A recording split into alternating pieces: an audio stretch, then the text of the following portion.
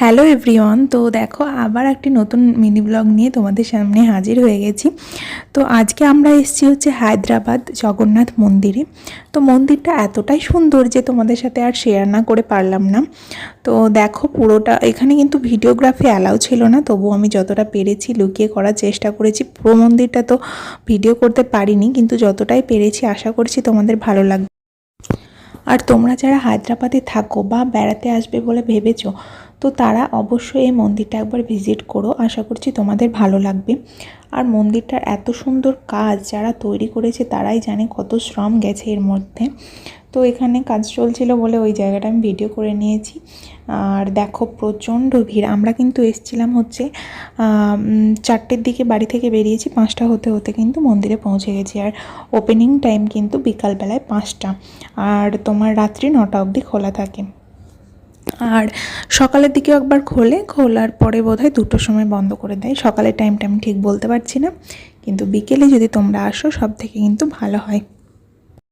আর এই হলো সেই জায়গা যেখানে কিন্তু জগন্নাথের মূর্তিটা আছে। তো দেখো এখানে কিন্তু ভিডিওগ্রাফি অ্যালাউ ছিল না, তাও একটুখানি আমি করে নিয়েছি।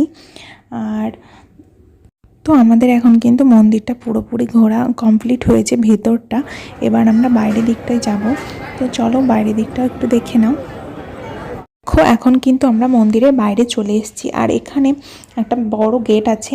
আর এখানে মন্দিরটা ঢোকার জন্য কিন্তু 3খানা গেট করা হয়েছে। তো 3খানা গেটই চলো তোমাদেরকে আমি দেখাচ্ছি। তো আমরা কিন্তু এখন সেকেন্ড যে গেটটা আছে ওর সামনে আবার চলে এসেছি। তো এইটা হচ্ছে যে ওই সেকেন্ড গেট, এখান দিয়েও কিন্তু অনেক মানুষ ঢুকতে পারে।